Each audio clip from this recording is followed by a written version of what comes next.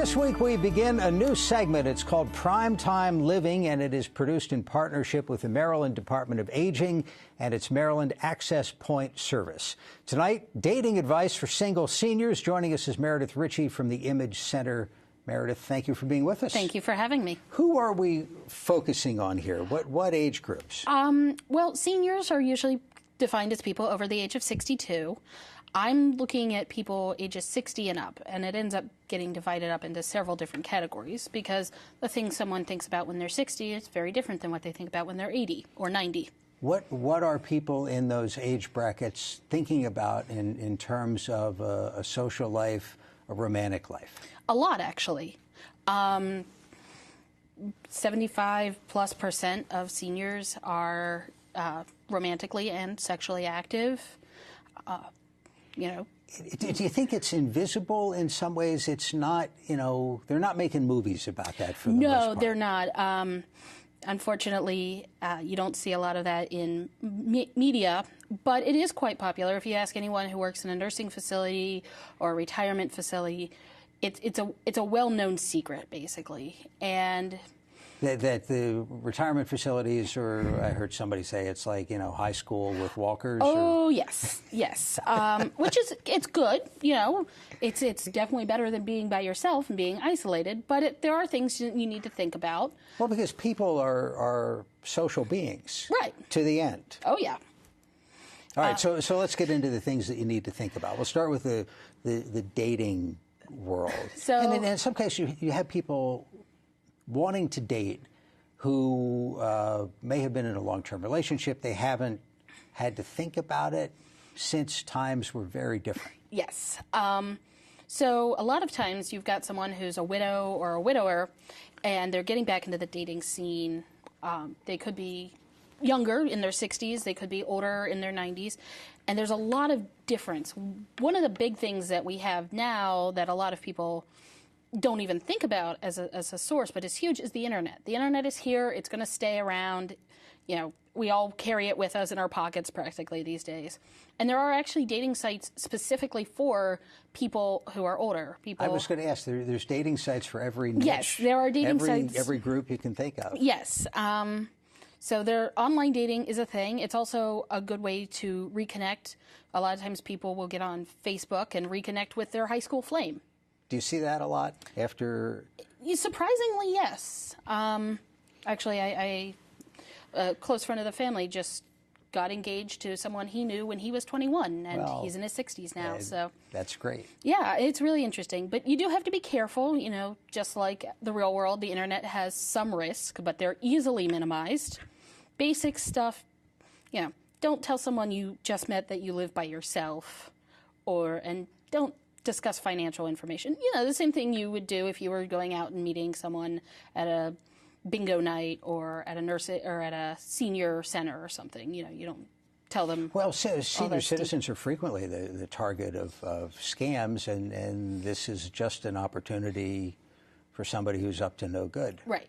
And you just need to be aware of it. And like I said, don't disclose too much information. Another thing people worry about is the old thing, when you're online, no one knows you're a dog, the old New Yorker cartoon.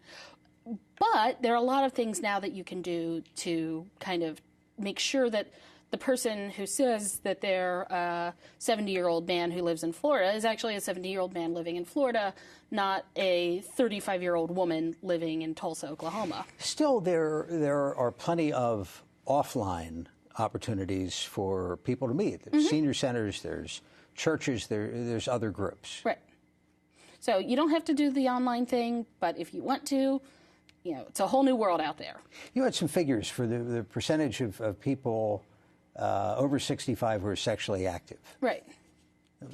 53%. 53%. And that's actually a couple years out of date. That was the newest one I could find. I think that was from 2011, 2012. Do you think those numbers are coming up because, people are living longer and they run these ads during football games all the time? There's apparently some pills that can turn back the clock. Yes. So there's actually a debate about what is causing the supposed rise in sexually active seniors. One, it's not something we looked at in the past, so we don't have a lot to compare it to.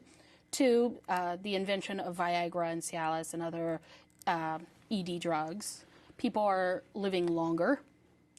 You know, the drug side is a little bit one-sided. I know there's a new, quote, female Viagra that's in the works, but to this point in time, it's a little bit one-sided. Well, so the way Viagra works is not the same thing as what we think of when we think of older women's sexual dysfunction. One of the quickest, easiest things to do is go buy yourself some lube, and because that'll help with dryness, which is an experience that a lot of women get when they go through menopause. Dating and being sexually active, especially in a non-monogamous situation later in life, the one risk you don't have is pregnancy. Correct. But that doesn't mean you don't have any risks. No. In fact, seniors have one of the highest rates of STDs, sexually transmitted diseases, of any group. I think they're beat out only by like 14 to 21-year-olds. Part of it is, again, you don't have to worry about pregnancy once you've gone through menopause. Cumulative effect, I would suppose. Yes. Yeah. So, you know, people don't think, hey, I don't need to wear a condom, she's not going to get pregnant. What they don't think about are things like chlamydia, gonorrhea, and syphilis, all of which are rising among seniors. And these are problems in retirement communities, nursing facilities, nursing homes. Yep. Yeah, I mean... Is it something they pay attention to? It's becoming something that people pay attention to. For a long time, there's been this thing, like, once you hit that 60 age mark, you know, then you never think about sex again, and you spend your golden years, I don't know, walking in fields or whatever. But it's not how it happens, and people are starting to look at this, starting to deal with it. But there's a lot of complicated issues with it. You got to worry about how people's medication might impact. You know, if you're taking antibiotics for an STD, how does that impact with your other meds? If you're taking, you know, something that might affect your immune system, what do you need to be aware of? And physicians need to be aware of this as well, because they don't always think that an 80-year-old woman coming in complaining of issues, you know, they might look at a UTI before an STD. Wow. So it's something that needs to be aware of. And most people who work in these sort of communities on the ground, you know, the nurses, the aides and stuff, they're aware of it.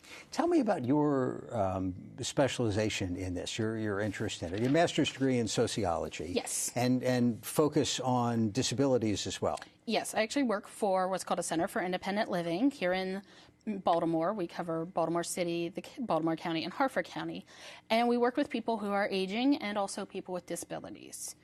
And, you know, I just kind of fell into this. I ended up writing my master's thesis, focusing on sex and spinal cord injury and cerebral palsy. And it just kind of grew out of that. It's definitely something that's needed. It's something that people want to talk about, but it makes a lot of people really uncomfortable. And so they find it's much easier to have someone else come in and talk to a group of seniors or a group of people with developmental disabilities. And you told me your speaking schedule is pretty full. I'm getting more and more people who are interested, and I'm putting together a series of workshops that people are interested in as well. So, what kind of questions do you most often get? It depends. A lot of times I get questions about how do I find someone? How do I know that the person that I'm dating is the right person? And, you know, I explain that it's a case-by-case basis. There's no checklist that someone goes through. But meeting people is a lot easier. People don't think to meet people where they already are. Yeah, you know, you wonder if high school kids maybe have an easier time finding somebody to talk to, finding a resource, than somebody in a nursing home or a retirement community. Very much so. So where can people turn? Certainly primary care doctor in terms of... Primary care doctors. You can ask nurses at your facility. You can call the Image Center and we can help you out. Believe it or not, Planned Parenthood has a lot of resources. They do general education about STIs. They also will do screenings, and they will help with protection. Very good. So, Meredith Ritchie is with the Image Center. We do appreciate your time. No problem. Thank you very much. Thank you. Join us Thursday at this time on Your Money in Business, a new kind of daycare for parents on the go. And is your set-top cable box due for an upgrade that could possibly save you some money? Join us for that Thursday at 7:30. Then Friday at 7:30 on State Circle, we'll have the latest political news from Annapolis. Now, for all of us here at MPT, I'm Jeff Salkin. Thanks for watching Direct Connection, and have a good night.